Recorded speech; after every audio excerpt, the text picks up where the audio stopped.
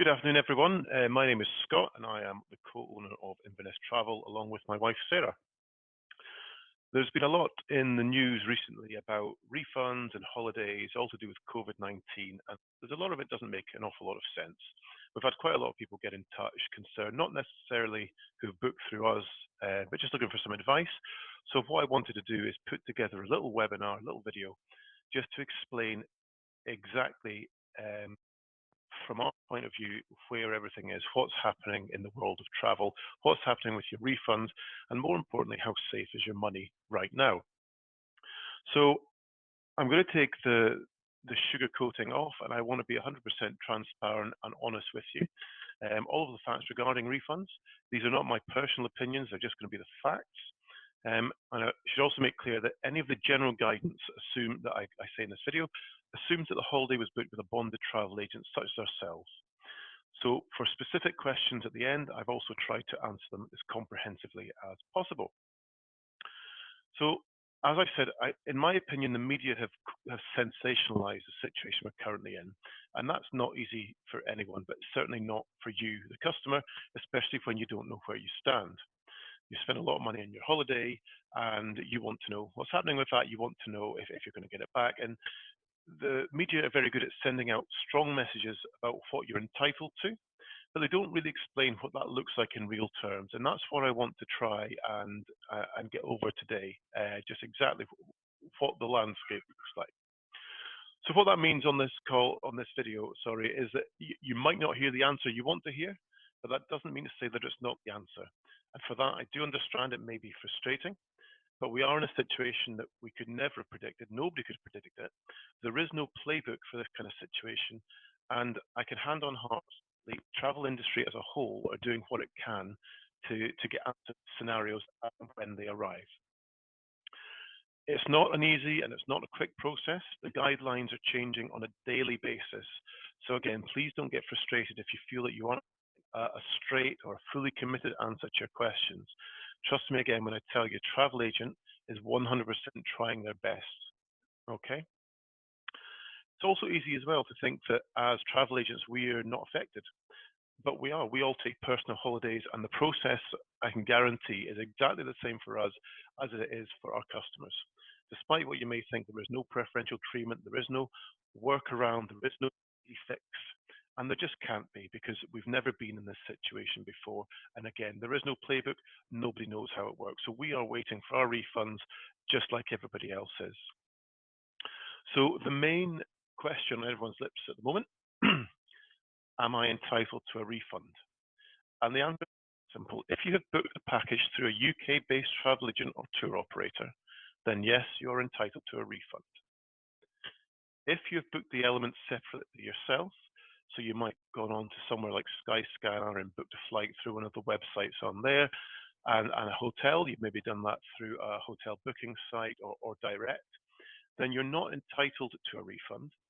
However, most companies are allowing flexibility with bookings, whether that be moving dates or offering a credit note.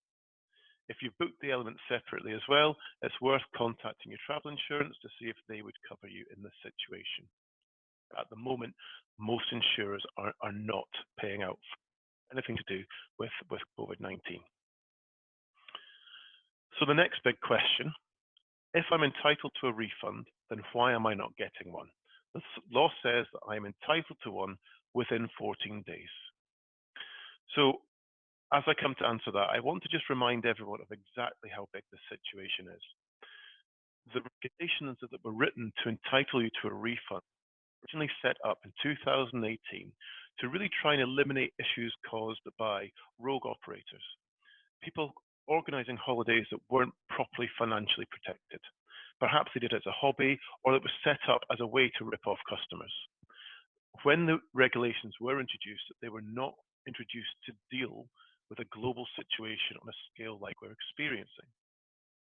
So now, if everyone was to refund within 14 days, which they can't, and I'll come on to that later, airlines and holiday companies would cease to trade almost overnight, and nobody would be able to go on holiday for years to come. However, that being said, doesn't change the fact that the regulations do exist, and they do state that you're entitled to a refund. And again, the whole industry is trying its best to make it happen. And that's a point I want to make really clear, because a lot of the newspapers are saying that the tour operators are trying not to pay, they're withholding people's money. In a small percentage of cases, that may be true, but as a whole, that is not what we are experiencing. And again, I want to share that with you. But if you consider that being entitled to something is of little comfort if it can't be delivered. So for instance, you buy a car from a second-hand car dealer, it has a 12-month warranty. In 2 months, it stops working, which means you would be entitled to have it fixed, replaced, or get a refund. But if that car trader had stopped trading the month before, you don't get anything. Okay, and that's just to try and put it into a bit of context. So it's the same thing we're talking about.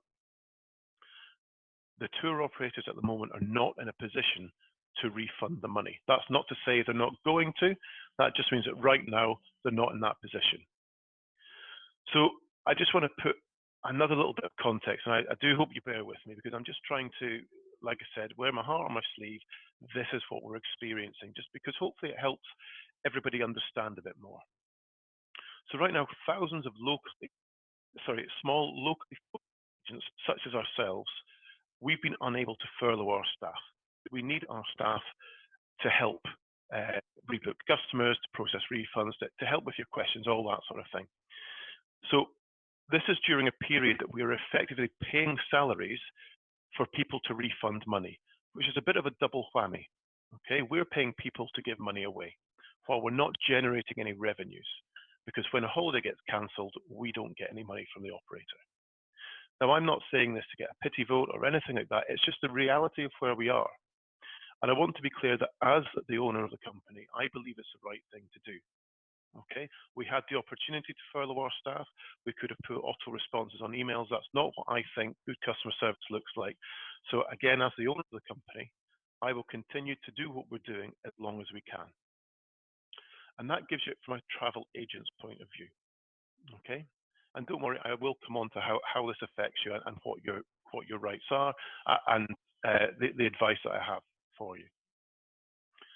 Which brings us to tour operators. So tour operators are the ones that are legally obliged to refund you your money. Okay. Now, the tour operator is a company that books your holiday. So a travel agent has access to hundreds of tour operators, and it's our job to pick the right tour operator for you. And the tour operator tends to be a very focused operator. So they don't have access to a huge range of products. But let's say you want to go on safari, there might be 2 or 3 safari companies use because we know they're very good. Okay, but these guys only deal in safari, for instance. Okay, whereas a travel agent, we can access pretty much anything. So when you book your holiday through your travel agent, we don't touch your money. Okay, that's for your protection. When we take a credit card payment from you, it gets paid straight into a trust account, which means even if we wanted to do something bad and take your money, we simply can't. It means that suppliers can't be forgotten about, which means you won't turn up at the airport and find you have no ticket. And even if for some reason that did happen, you are still 100% protected. That money sits there in a trust account that we can't touch. Once the payment period comes up and the tour operator is due to be paid, the money gets paid to the tour operator. At that point, the tour operator pays the money to the airlines and the hotels or whatever. And that's varying. They've all got different contracts, but ultimately the airlines are pretty much always paid up front. And what's happened in this case is that airlines have kept hold of the money. And I suppose they're in the same situation as us, meaning that they're not giving the money back to the tour operators to give the money back to you. Okay? And I don't believe they're doing it for any sinister reason.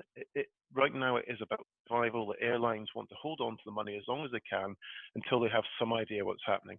I don't agree with it, but I understand that that's what they're doing. Okay. So just to be clear as well, all of the tour operators that we have dealt with so far in the last 5 weeks, 6 weeks, every single one of them wants to refund. Not one of them is saying we don't want to give a refund. But what they are saying is we can't give a refund till we've got that money in. They're fighting tooth and nail with the airlines to release the cash. They're lobbying the government to step in to get the airlines to release the cash. But the fact is right now, they don't have the cash in their hand to pass it down the line. It's also good to bear in mind that when we talk about tour operators, it's very easy to think of people like TUI and Jet2, the big ones. However, a majority of tour operators are small, family-run businesses who are afloat while still paying their staff and ultimately refunding customers when they can. And the only reason I mention this is that when you think of the people that you've spent your hard-earned money with, sometimes you think it's gone to this big faceless company. It's not. It's human beings that are really trying to do everything they can to get you your money back, and you have to believe me when I tell you that. The logistics involved in getting that money back are tremendous. So to give you an idea, tour operators in a bid to survive right now have furloughed most of their staff. Unlike travel agents, tour operators have furloughed most of their staff, about 80%, which means that one person that now remains now has to cover the workload of 5 people. And that's on a normal day. Given that global travel is grounded and on any given day in the UK over 1 million people fly, that means 1 million people per day are now seeking refunds. The average cancellation rate for a holiday is around 1 in 60.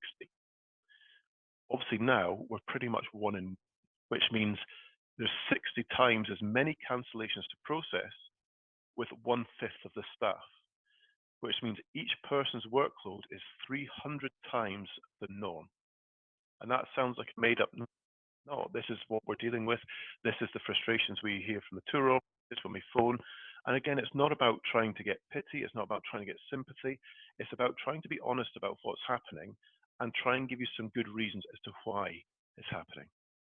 Okay? It's not a matter of them not being unwilling to refund you. It is a matter of logistics. But it's not all bad news. It's not all bad news. So as long as you've booked through a UK travel agent and you've received an ATOL certificate, your money is protected. Okay, so if your travel agent or your tour operator ceases to trade, your money is backed by the Civil Aviation Authority, so you won't lose out.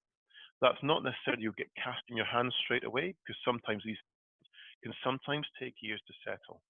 However, if the worst was to happen, your money's protected. You just have to think about it as money in the bank. You will get it down the line once everything's processed.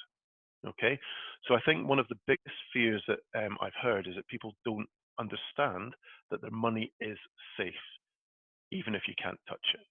Okay, so that should hopefully take a lot of weight off a lot of people's shoulders, just understanding that. But what I wanted to do is give you the options that tour ops are offering just now, and kind of talk about the benefits of each of the options. And everybody's situation is different, and during what's happened, I know a lot of people could really do with access to that cash. So a refund is something you might be trying to pursue. For other people, it might not be as important, and you might be quite happy to rebook your holiday for a later date.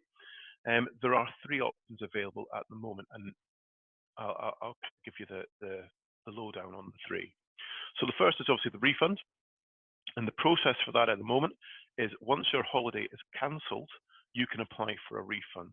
You can't apply for a refund if it falls out with the cancellation dates. So for instance, if you've got a holiday booked in September at the moment, you wouldn't be able to cancel it and get your money back, because that would be your choice to cancel. Once your operator has cancelled the holiday, you're allowed to make a claim for a refund. Okay, what happens there? Some tour operators are more solvent and more liquid than others, so the refund is processed a bit more quickly. For a large majority of tour operators who don't have huge amounts of money sitting in the bank, we then have to put in a refund claim on your behalf. They then have to claim the money back from the airlines and the hotels, and once that comes in, it's paid to you. And the benefit of that method to you is that it's cash in your hand. So that's money that you can spend on something else. You might not now be looking to go on holiday for a couple of years, and you could use that money for day-to-day expenses. So that gives you the opportunity to do that. The downside is that until you have that refund in your hand, you cannot spend it. So if you did want to use it to book another holiday, you'd potentially need to wait for the funds to clear before you do so. And I'll come back to that, but we are talking a period of several months for refunds to be processed. So the second option is a refund credit note. Now, for me, this looks it's the best of both worlds. So it is a financially protected certificate for the value of the holiday that you made. It means that if you're looking to travel in the next 12 months, you don't have to wait for the refund to come in. You can simply use the balance on that credit note towards a new holiday with that supplier. It all remains fully ATOL protected. Okay, for the entire period that you've got that certificate, it remains fully ATOL protected. And if you don't use that credit note within a specified time frame, you can then exchange it for cash. Okay, so it gives you that peace of mind that you've got something right now. If you do want to look at holidays and you think you might want to book something even for next year, then we can look at that. And if you don't, it can always be exchanged for cash down the line. And the other option just now is to rebook. And a lot of operators are allowing to rebook the same holiday for a future date, or they're allowing you to make changes. So you might have been on the way to Greece, but you want to go to Tenerife now. They're allowing things like that to happen. If there's an increase in cost of the holiday, you will be asked to pay the difference. However, a lot of operators right now are actually giving incentive to rebook for next year or later into this year. The advantage of rebooking now is that you get to take advantage of today's prices. So unless your plans are not to travel in the next 12 months, and again, in fairness, some people's circumstances will dictate that that's something you might not be looking to do. So if you are looking to travel in the next 12 months, then rebooking your holiday or a refund credit note is probably the best option, as it doesn't rely on that refund money coming in before you can book another trip. And just to go a small tangent as to why prices are high, or why prices are going to get high. So I've heard a few people saying, oh, well, £200 more expensive for the same holiday next year. Is that the tour operator trying to make more money off of us? And I can see why you would think that, but it's not the case. If you think however many million of people who can't travel this year, they want to travel next year. So that means that demand for next year has increased because the number of airplane seats, it's the same number of hotel beds. The stock hasn't increased, but the number of people trying to get in has. Okay, and that pushes prices up. We've also got things like inflation, increased prices, and passenger taxes. You've got the uncertainty of what the market is going to do, and also operators now are looking to have to pay higher insurance premiums to cover for eventualities exactly like what we're experiencing. So in short, travel is very, very likely going to get expensive for years to come, and that's almost a certainty. So my advice is, if you are looking at the end of this year or next, make use of the refund credit note or make use of the rebooking, because if you don't get a refund for 6 months, by that point the prices may well be unaffordable. And as the other thing to consider is, as we see some tour operators cease to trade because they can't get out the other side of what we're going through, the competition will decrease. So as competition decreases, prices do tend to rise. So obviously, like I said, everybody's situation is, and we will always try and give personalized advice that is right for each individual customer. Okay, so what I'm saying to you on this on this video isn't necessarily this is what you have to do. We encourage you, especially if you have booked through us, if we haven't managed to get hold of you yet, then pick up the phone. We're more than happy to talk through the options, and we will be honest with you. And like I said, it might not be the answer you want to hear, but we will always be honest with you in what your options are. So for instance, in the beginning, we were advising against refunds altogether because at that point they weren't protected, which means if you'd taken a refund in the beginning and the company had gone bust, you would have got nothing. And we wanted to avoid that. Now the situation has changed. The government has stepped up and they said we will underwrite those refunds between the time they're applied for and the time they're paid, which means for a particular customer situation, a refund is a genuine option. But again, so is rebooking and refund credit notes. So just to be clear, if you want a refund that you book through us, we will be more than happy to apply for this on your behalf. Okay. Just please remember that we are forced to jump through the same hoops. So please be understanding when we say we can't give you a timescale and we ask you for your patience. So I hope that has given you an overview as to where we are. Like I said, it's a little bit disjointed and flat. I apologize. but I wanted to get all of the information over as quickly as I could, and hopefully it's made sense. If not, again, get in touch. We are here to help. So, all right, what I've done is questions come in through the website over the weekend, and I have a lot of them are very similar. So what I've done is I've just put two or three together, which kind of encompasses everything. There are a few really specific ones, and like I said, not necessarily from people who've booked through us, but what I'm going to do is endeavour to try and get in touch with you direct, because I think for specific situations, it's probably best that I get a bit more information before giving you some advice. So somebody's booked a flight only with a European airline. Are they entitled to a refund? So this very much depends on the airline. Only packages of a flight plus and a ground arrangement are protected by PTR, which are the regulations. However, the EU directive does state that any EU airline is required to refund within 7 days. So if it's an EU airline or a UK airline and you've booked direct with the airline, you're entitled to a refund within 7 days. If you booked it as part of a package, then it's just what we spoke about before. If you've booked flight only through a third party that isn't UK based, then it really comes down to that supplier's terms and conditions. However, and also, sorry, if it's a non-EU airline, so if it's maybe a Middle Eastern airline like Emirates, Etihad, Qatar, something like that, the 7-day rule doesn't apply to them. However, most airlines are offering some flexibility with tickets, allowing you to rebook and things like that. I would just be aware again, though, that all airlines are experiencing the same logistic issues as the rest of us. So by all means, push them for a refund if a credit isn't right for your circumstance. But just remember that the 7-day window is unlikely to be achievable. Okay. Next question: we've booked to go on holiday in October. Is this likely to go ahead? And when is safe to book for next year? So right now, nobody answer those questions with a degree of an absolute confidence.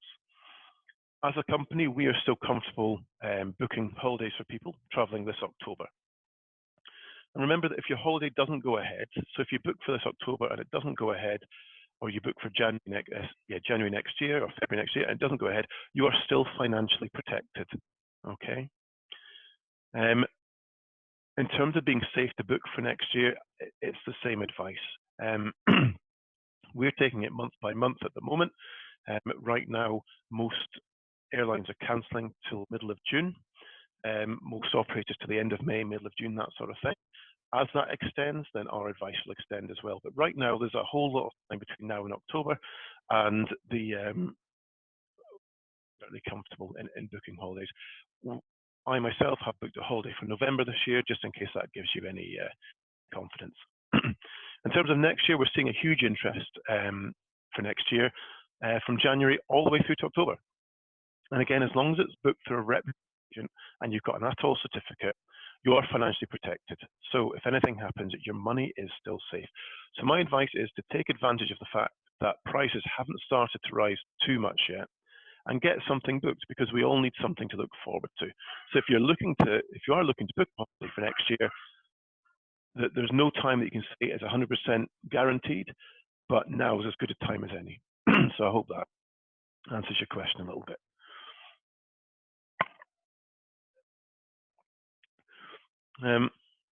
The last one, we've booked a holiday with an online travel agent, and we're due to travel in July. The balance needs paid by the middle of June, but we're unsure whether to pay or forfeit our deposit. So quite a lot of people, as their travel date or the balance due date comes near, what should they do? So if you keep your booking and it's cancelled by the tour operator, you will be entitled to the full value of your holiday back. Notwithstanding the timescales we've mentioned before, logistics and what have you, you're still entitled to that money being protected and getting it back. If you cancel now, you'll forfeit your deposit, as technically you're choosing to cancel that holiday right now. So my advice is always hold off until your balance is due, because in 2 months' time, an offer would have changed and we might have much clearer guidance. So I would wait to see what options and advice are available at the point your balances are due.